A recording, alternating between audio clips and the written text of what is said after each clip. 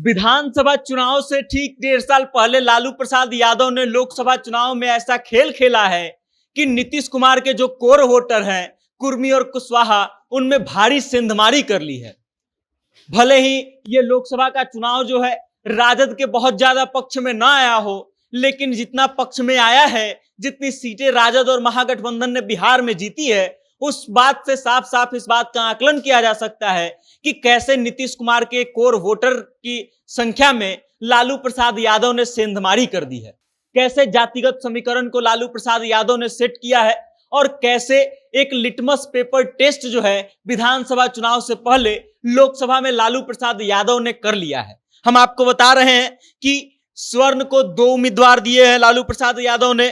पिछड़ा से 13 उम्मीदवार दिए हैं जिसमें से 8 यादव थे, अति पिछड़ा और दलित मिलाकर के 5 उम्मीदवार थे और मुसलमान के 2 उम्मीदवार थे। अब कुर्मी और कुशवाहा की अगर हम बात कर लें तो वो 4 उम्मीदवार थे, 3 कुशवाहा समाज के और 1 कुर्मी समाज के। और इस कारण से मामला जो है इतना समीकरण इतना फिट बैठा है लालू प्रसाद यादव कि नीतीश कुमार के जो कोर वोटर हुआ करते थे, जिन पर नीतीश कुमार को सबसे ज्यादा भरोसा था, या फिर यूं कहें कि जो लोग नीतीश कुमार को हरदम कुर्सी पर बैठाने का काम करते थे, उनमें लालू प्रसाद यादव ने भारी सेंधमारी कर दी है। आप समझ लीजिए कि कुशवाहा वोटरों को कैसे लालू प्रसाद यादव ने अपने खेमे में खींच लिया है। एक अभय कुमार सिन्हा, श्रवण कुमार कुशवाहा और आलोक कुमार मेहता, ये 3 कुशवाहा कैंडिडेट थे जिसको राजद ने अपने खेमे से टिकट दिया था, लेकिन उसके अलावे कई सीट ऐसे थे जिन पर लालू प्रसाद यादव का ये गेम काम किया था। ये राजनीतिक समीकरण, जातिगत समीकरण फिट बैठा था।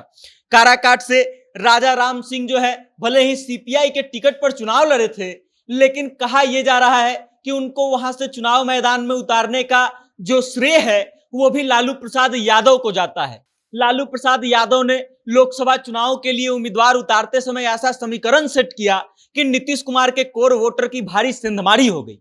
नीतीश कुमार के जो कोर वोटर हुआ करते थे, जिनके बारे में ये कहा जाता है कि नीतीश कुमार के वोटर चुपचाप वोट देते हैं, किसी से कुछ कहते नहीं हैं और उसके बाद उनका वोट जो है एकदम फिक्स होता है, कहीं और नहीं जाता है। उन वोटरों में जब लालू प्रसाद यादव ने सेंधमारी की तो इस बात को स्पष्ट कर दिया कि 2025 का जो विधानसभा चुनाव होने वाला है वो एनडीए के लिए आसान बिल्कुल भी नहीं होने वाला है। अब लोकसभा चुनाव के समय जातिगत समीकरण को जिस हिसाब से लालू प्रसाद यादव ने सेट किया है, जिस तरीके से उम्मीदवार उतारे हैं हर जगह, उस हिसाब से इस बात को तय किया जा रहा है कि नीतीश कुमार जब चुनाव लड़ेंगे 2025 के विधानसभा के लिए एनडीए के साथ, तब मुश्किल होगा नीतीश कुमार के लिए अपने समीकरण को बचाना, अपने वोटरों को अपने पास लाना।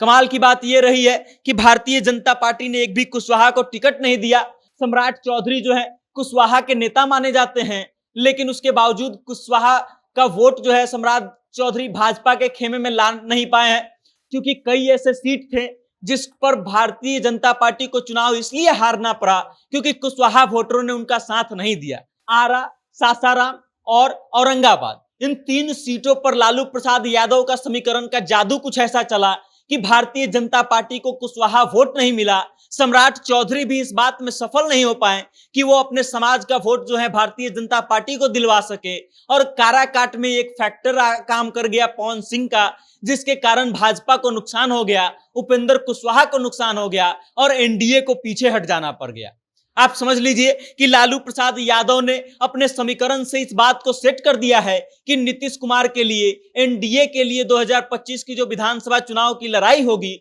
वो एकदम आसान नहीं होने वाली है। और कहीं ना कहीं लालू प्रसाद यादव ने एक तगड़ा कंपटीशन नीतीश कुमार के लिए तैयार कर दिया है। बाकी इस खबर को लेकर के आप क्या सोचते हैं, कुशवाहा वोटरों के बारे में आपकी क्या राय है, और क्या लगता है कि 2025 के विधानसभा चुनाव के बाद मुख्यमंत्री कौन बन सकता है? अपनी राय कमेंट के माध्यम से हम तक जरूर भेजिएगा और देखते रहिएगा जनता जंक्शन। बहुत बहुत धन्यवाद।